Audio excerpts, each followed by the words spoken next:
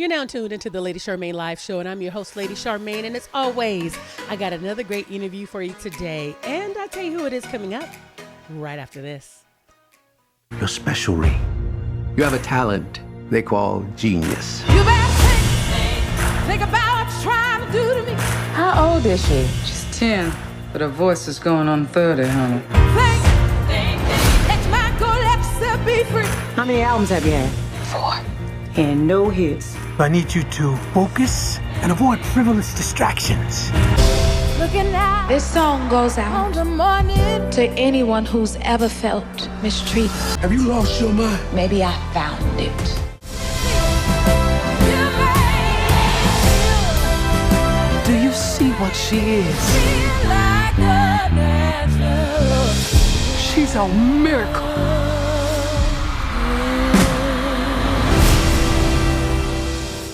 My guest today is a Tony-nominated director and an award-winning international theater director. And she is here today to talk about the most anticipated movie of the summer, Respect, starring Jennifer Hudson.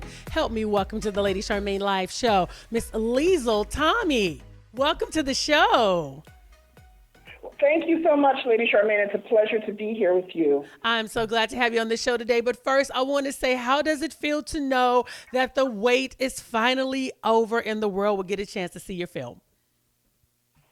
It is so exciting. It's, for everybody, COVID has been a roller coaster, but I'm just so happy that we're finally going to share it with the world. It doesn't feel real until people see it. You know what I mean? And so I'm just so excited. Okay, first I want to say bravo. Bravo, bravo, bravo. Hats off to you. Hats off to the cast. The film, I got a chance to view it. It's soul stirring. It's moving. It's emotional. And even the security guard that was in the theater with me, he was even crying after it was over. He was like, I even got tears in my eyes, which he did. He was really emotional. And I could not stop talking about this movie, and it is so hard to keep under wraps until August the 8th, but I'm so excited I get a chance to talk to you today. So I just want to say bravo, hats off to you, and thank you so much for bringing this film to the world. Thank you so much. That means a lot. Thank you. Absolutely. Now, how did you get chosen for this project?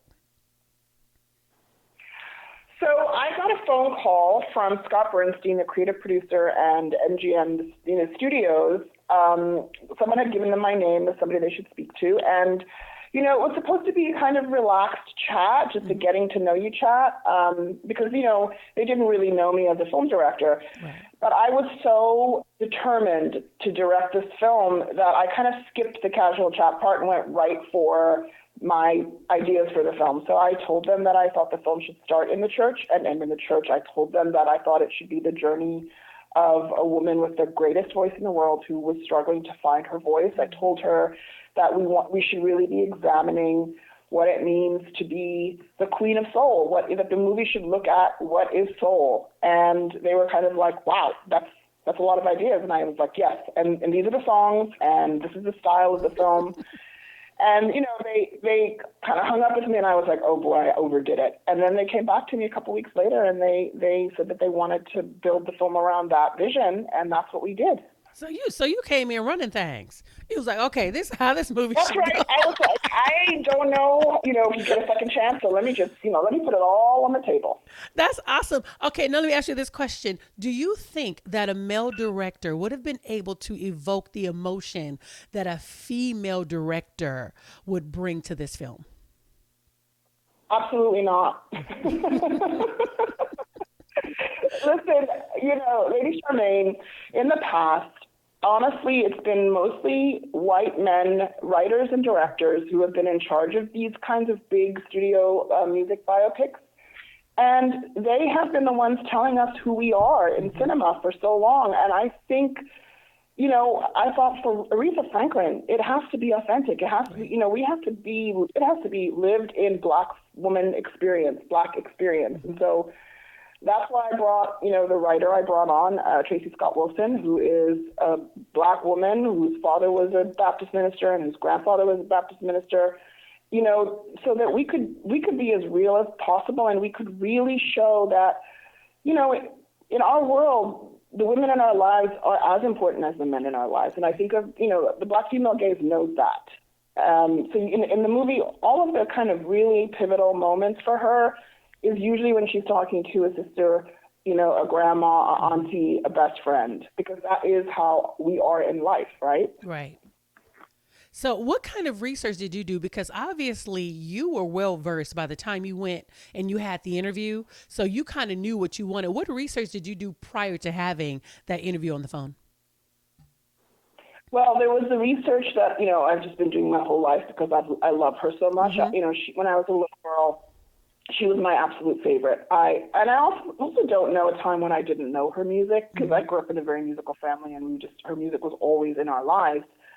And she just captured my imagination because, there was so much drama, there was so much emotion in her singing, so I just wanted to know more about her. But then to prepare for that call, I really kind of delved into the moments of change in her life, because that's, to me, what makes an interesting movie, is to watch people go through shifts in their lives. We all know that the most dramatic parts of our lives are when we had to make some decisions about ourselves, our marriages, our career paths, our relationships with our family. All that stuff is where the drama is.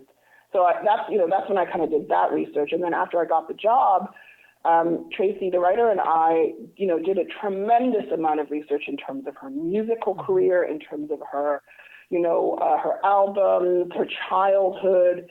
And that's when we really made some discoveries that, we realized that most people wouldn't know. Now, I love how the story was handcrafted. And in the story, you did go back to the early years of Aretha, to the beginning of her career. And I noticed that the focal point was her father. There was influential men in her life. There was her father. There was James Cleveland. There was Dr. Martin Luther King. And then also her husband, Ted White. Why was it important to show those influential figures in this story?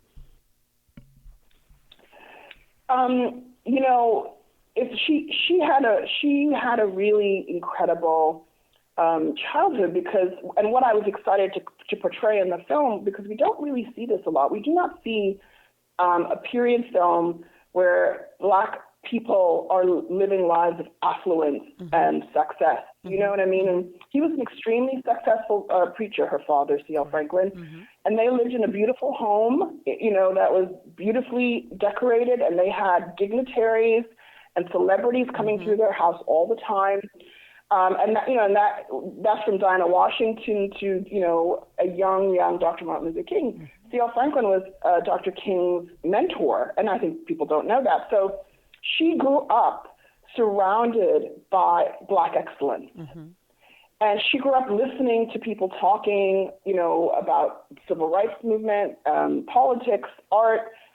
She was a highly cultured little girl, right? And I just think that's fabulous. It's such a unique thing to portray, and we just don't see enough of that part of Black life in cinema. Not everything is struggle, you know what I mean? Sometimes it's glamorous, fabulous as well, and it could be intellectual as well. So that was really important to show. And because, she took her place with the superstars in terms of politics, in terms of, music, and because she came from that. Absolutely. Now, you know what I love that you did? I love how you told the story and gave the songs in the story meaning, because it gave me a new respect for the songs, because as the stories were told and then you saw the song, and I'm like, oh my God, the songs came to life. Although I played them on my radio show, but they came to life in this movie. And I love, it wasn't a musical, but we know it was about the music. And so tell me, your process behind that, because I'm glad it wasn't like a full-on musical. It still would have been great, but it was really about the music and the stories behind the music. Thank you so much for saying that, because that was something that I felt really strongly about when we were working on the script. So I do come from the theater. I have done musicals, and I do understand the power of storytelling through song. And while this absolutely was not meant to be a musical, I definitely kind of structured it so that I could let the music play, because sometimes in biopics I feel like, wait, that's it? That's all the song we get? Right. I'm here for the music, Right. Right. So I didn't want that for this, because her music is so great, and I have one of the greatest voices of all time, Jennifer Hudson, singing them. So let it go, let it play. And so that's why I structured it with the writer, so that we really could let the music also be like dialogue, really tell us emotional story about, who she is and where she is, and understand why she was singing songs the way when she was, and also why she sang with such emotional intensity. Oh, my goodness, yes. Because those songs all had meaning, When I say Jennifer, I know her name is Jennifer with an R, but we're going to call her Jennifer for today, okay? Jennifer Hudson. No, she could sing her face off. Gave me chills. Now, it was only my husband and I in the theater. I was clapping as if there was a whole room in there. I was singing the songs. I had the liberty to be able to do that. And I want to say hats off to you. Secondly, hats off for casting Marlon Wayans. This was the first time I did not see a comedian or a funny man. He was able to take on this serious role, and I did not see his past films. Because some people can be typecast. I want to know before we go, I know we have to go, how did you get him to that point to where we did not see the funny man, but we were able to see Ted White, the Thank you. I 100% agree.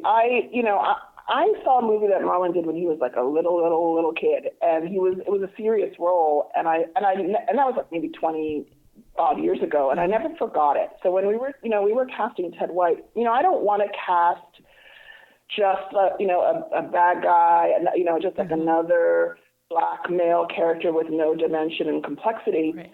Because this is a person that Aretha Franklin fell in love with and had a child with, right? And so I needed to make sure that we saw a full human being and we understood why she loved him. And, Marlon really wanted this part. He flew himself out to meet me in Atlanta. We had a long conversation. And I just looked in his eyes as he was talking. He was talking about his kids. He was talking about his family. He talked about growing up in New York City. And I thought, there's so much more that this guy has to give than we've seen. And I was right about that first movie of his. And I also think, my job as a director is to surprise audiences, is to always kind of, I got to know more than you do about actors. That's my job. Right. So I was excited to cast Marlon, and he did not disappoint. He worked so hard. He worked on that accent. He worked on that, that period vibe that he brings. I think this is going to blow a lot of people's minds. Absolutely. Because it did for me. It did for me. So I want to remind everybody to be sure you run to the theaters. Don't walk, run to the theaters on August the 13th. August 13th, and check out the movie Respect Sergeant Jennifer Hudson, Forrest Whitaker, Marlon Wayans, and also this fabulous young lady by the name of Sky. She's going to blow you guys away.